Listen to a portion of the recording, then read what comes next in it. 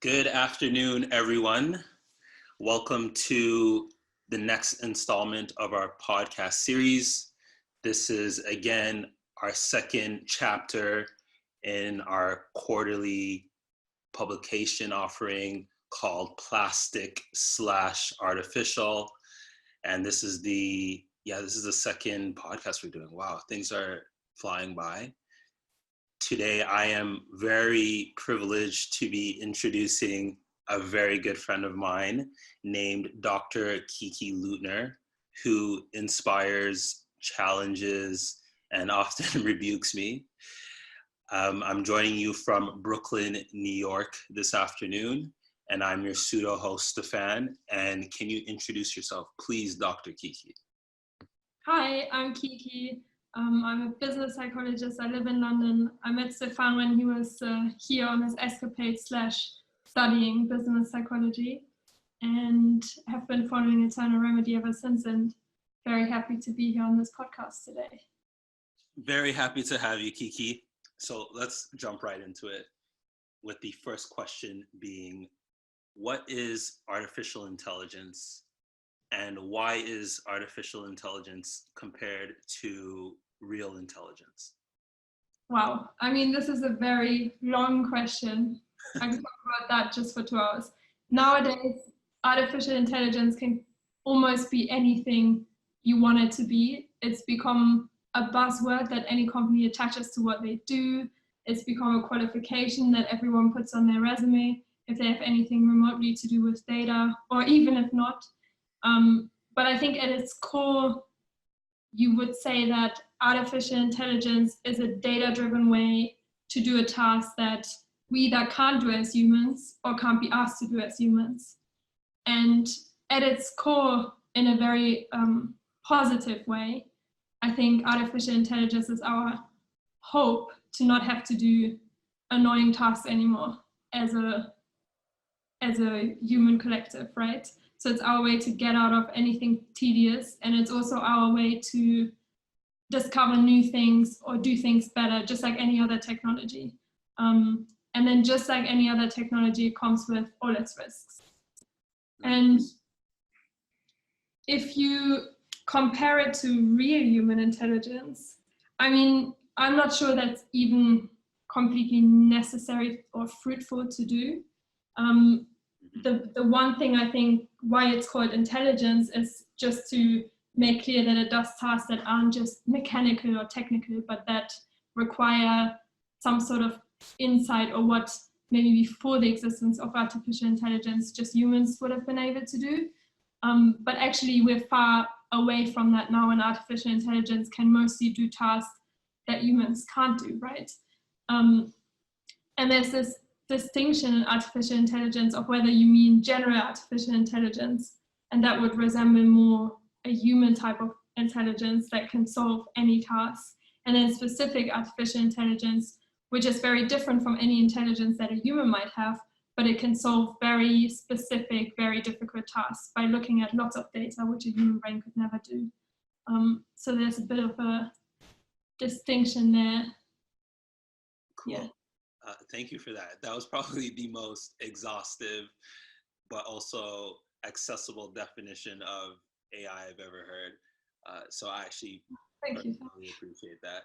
Can you give maybe 2 or 3 examples of how that appears in the real world? So for the layman such as myself, how might I interact with AI in the upcoming years, or even right now?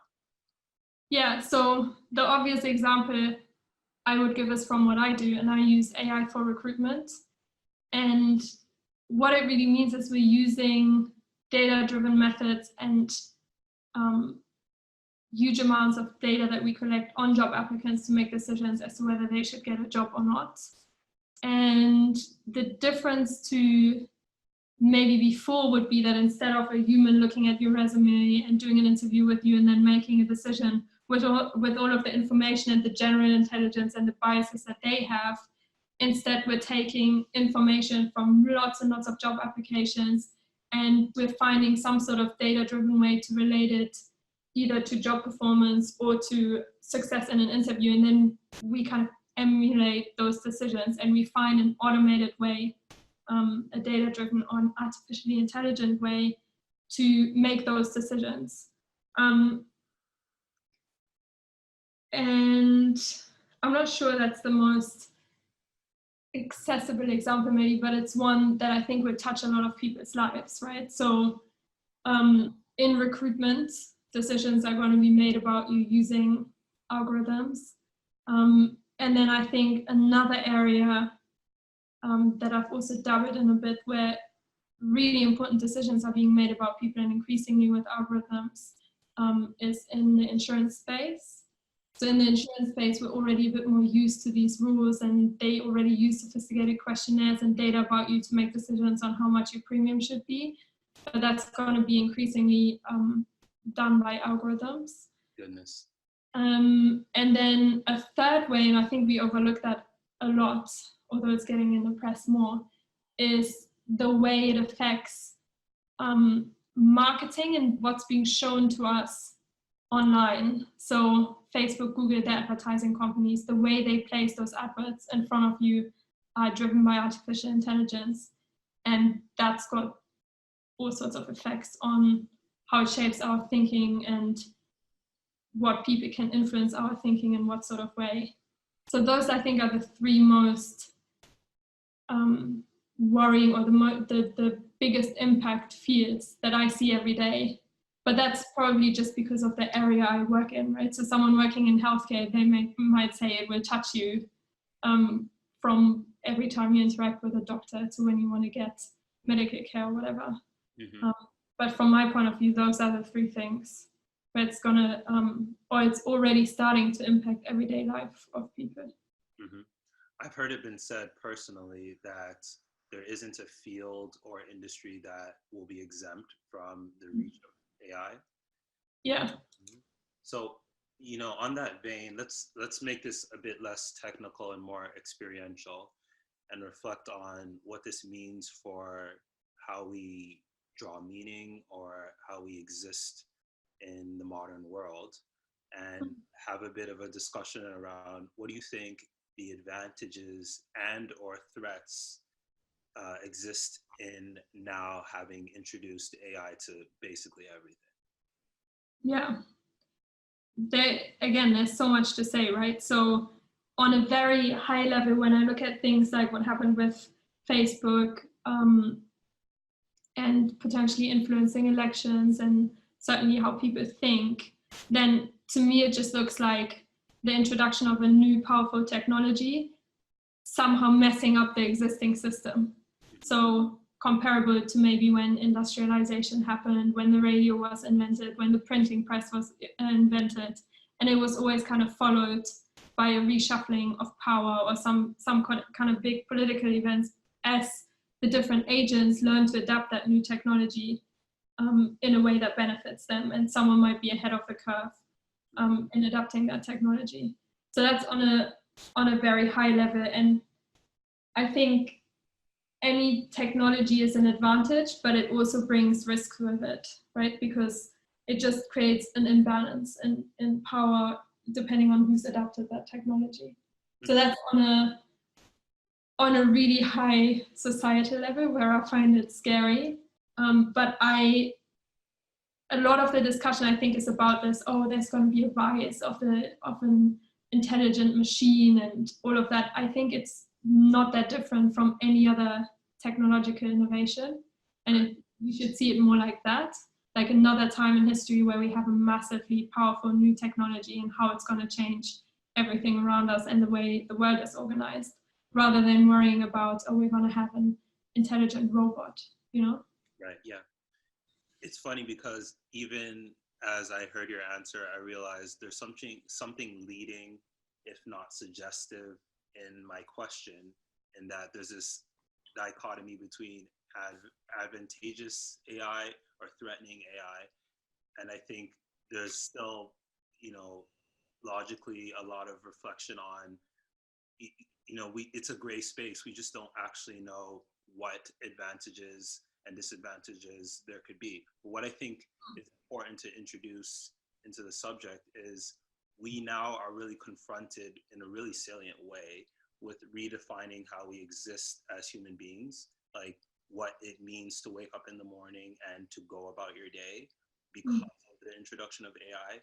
And what I find super interesting is how much we want to avoid that conversation because it's incredibly uncomfortable.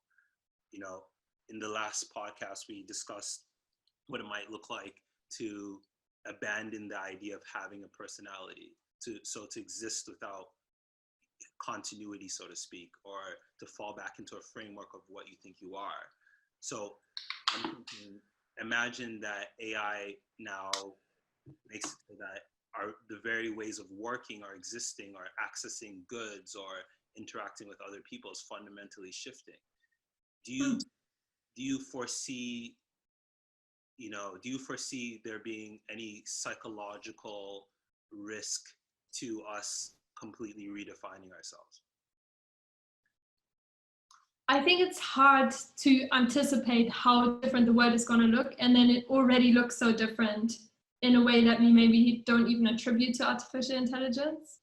And it's hard to tear it apart from everything else, right? So already the way we work and how we get information, how we talk to each other has changed a lot from just 5 or 10 years ago, right? And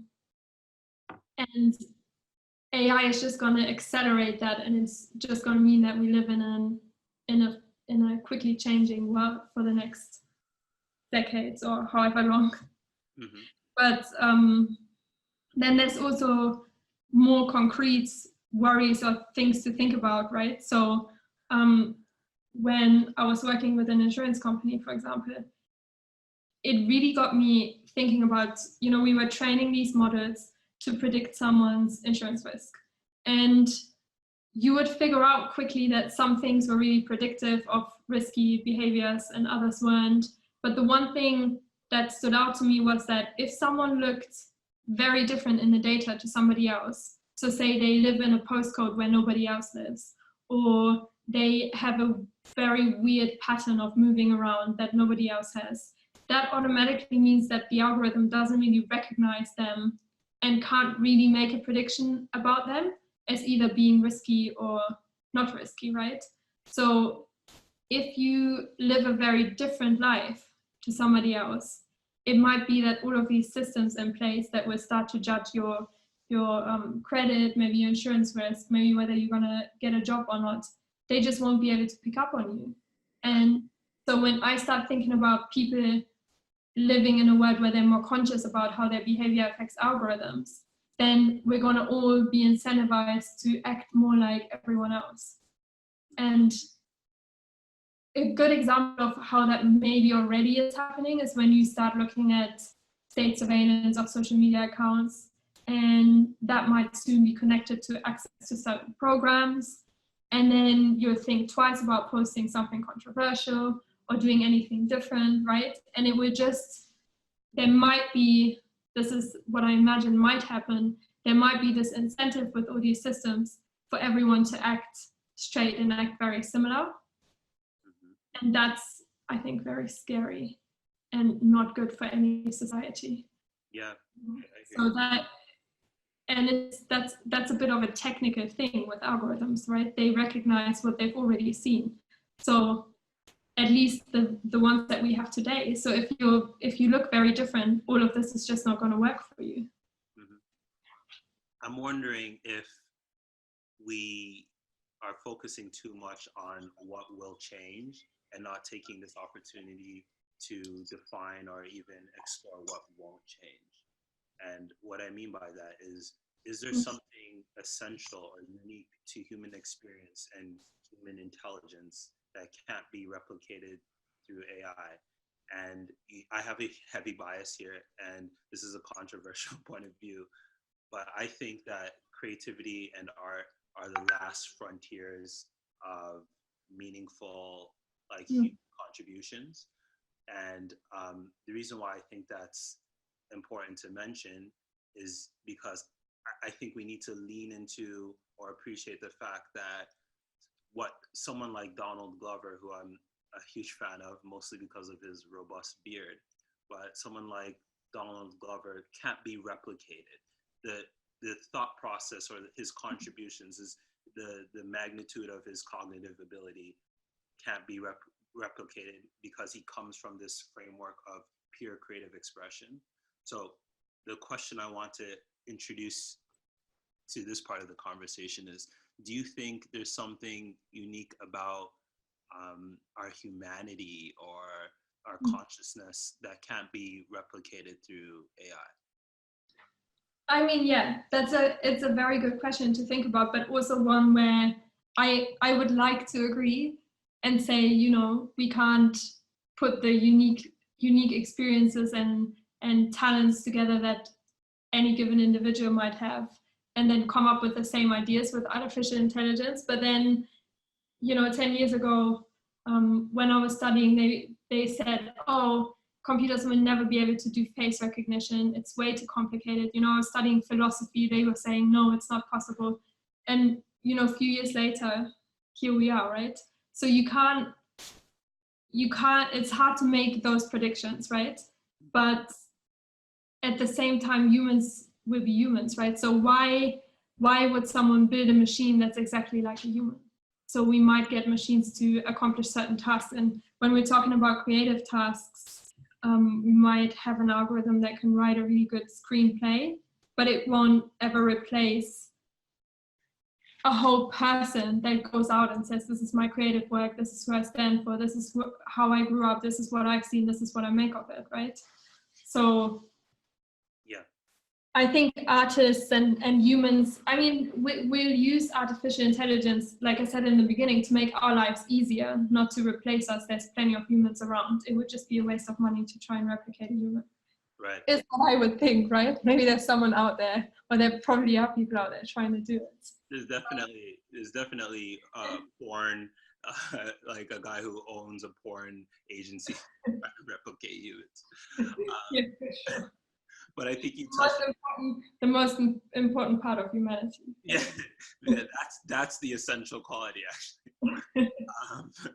You touched on something that I want to lean into or highlight a bit in having AI do human things, because that I make sense of, and that I can appreciate has real practical significance and bearing for the better, I think.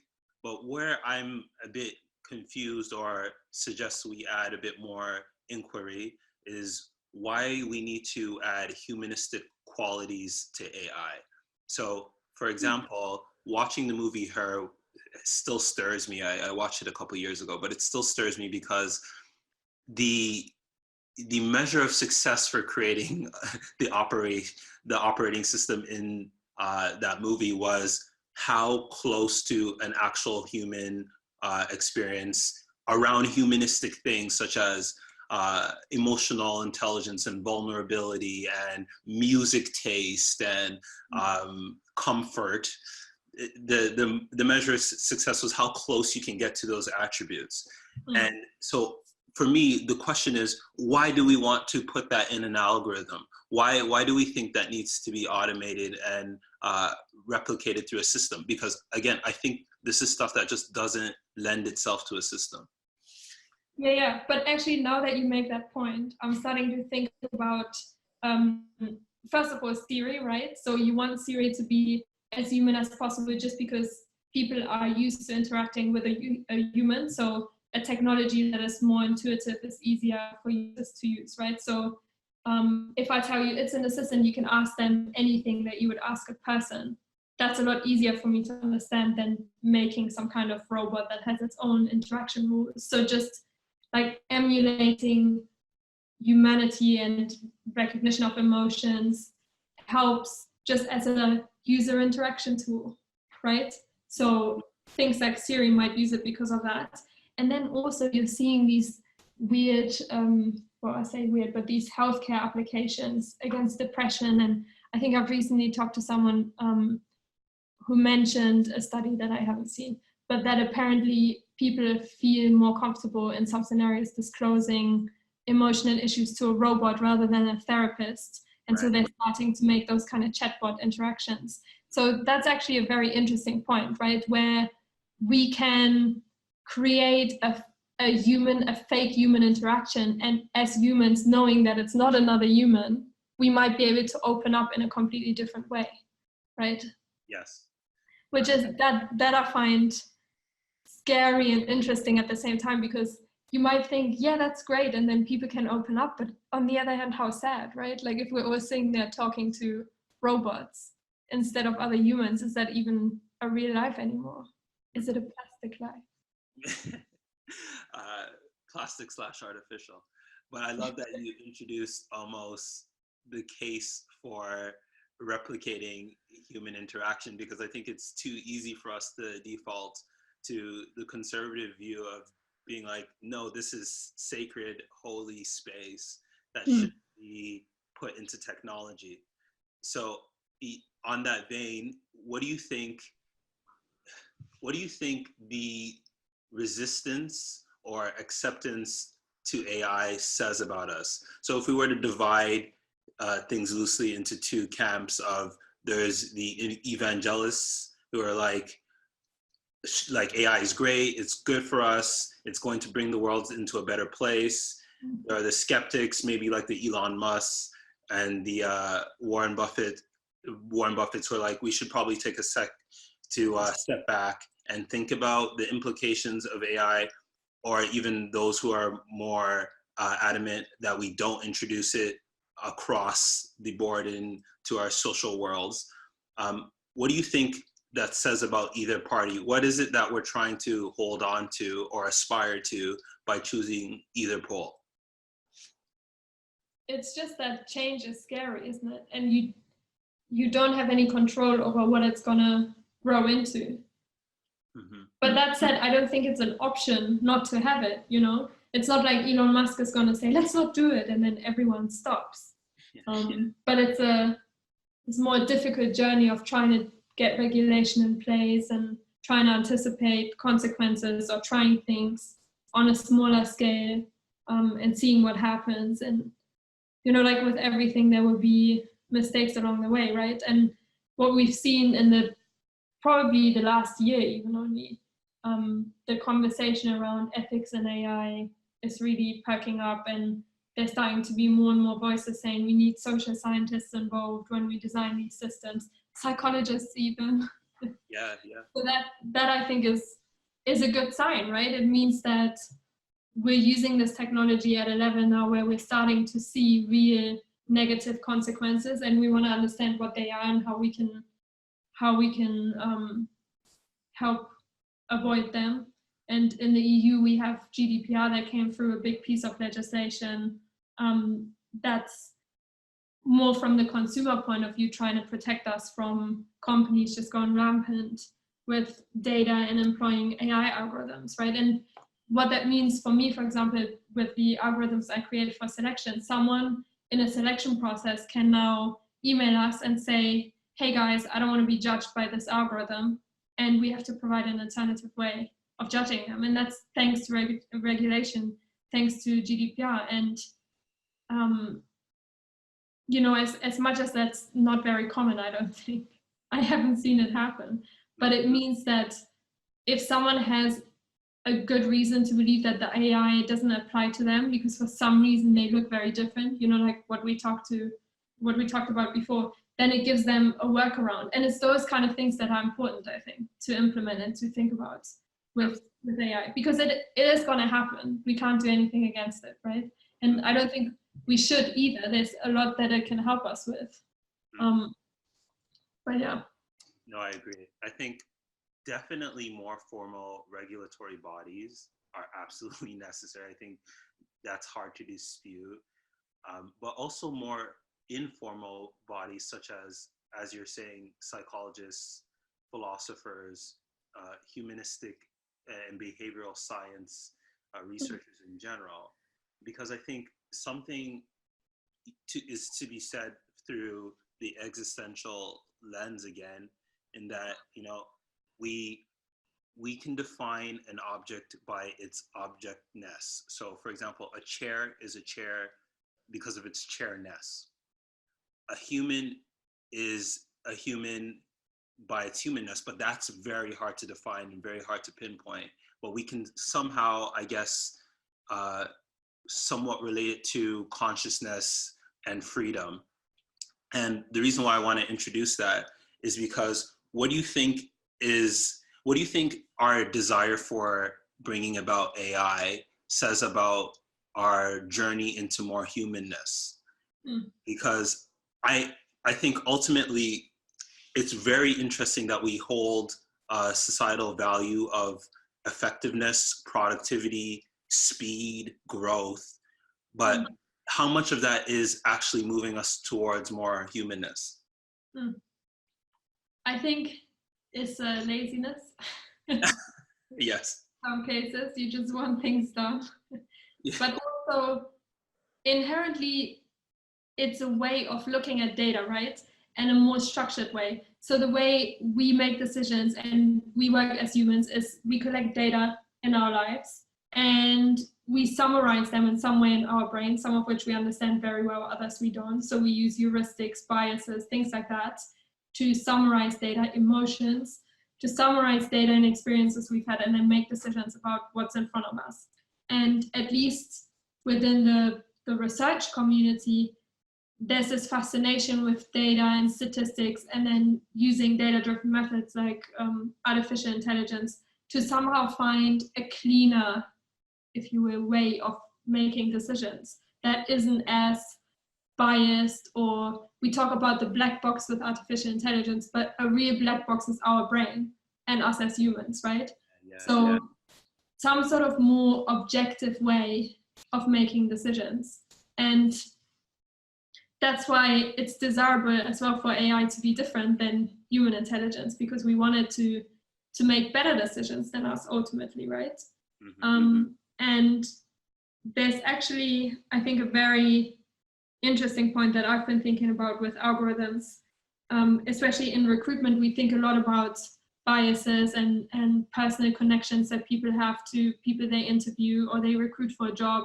And you can't help it as a human, right? If someone comes from my hometown and speaks with a German accent and loves Kim Kardashian, I'm going to be like, yeah, I'll have a better feeling towards recruiting them. You can't help it. And you can sit there and have very objective rating systems and committees, but the bias is always going to seep in. And with algorithms, they also inherit bias from the data, of course, and from the methodology that they employ. But it's way easier for me or for a company to go in and investigate the algorithm and try and make changes to it and monitor how the decision-making of the algorithm changes compared to doing that with a human recruiter, right? Like, what company do you know that sits down, and even if you attempted to do it, we know that things like unconscious bias training doesn't really work.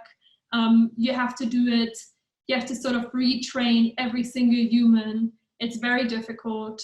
It's going to take generations to really affect change. Whereas with an algorithm, I can go in and change a few levels and it will make different decisions. And when I think about that on a larger scale, that's really something quite amazing, right? We need a whole propaganda network and generations of education and campaigns and building relationships to change human thinking. But in an algorithm, we might need a slightly different methodology, a different data set, and maybe some constraints, and it can make decisions in a completely different way. So that's really promising, but at the same time scary to me. That's a really powerful point. And the most important thing I'm going to extract from all that is that Kim Kardashian can be used as a selection criteria for top. Yes. On that vein, let's wrap up with this last question. And one of our editors, Rich, who's a brilliant creative and has introduced so many powerful ideas into the eternal remedy system, but we were speaking the other day about this topic of plastic / artificial, and he thought it'd be interesting for us to explore authentic intelligence in relation to artificial intelligence. And what we mean by that is artificial intelligence, as you've been saying, is a tool that we can use at scale to address, if not solve, real social problems. or problems even at the individual level.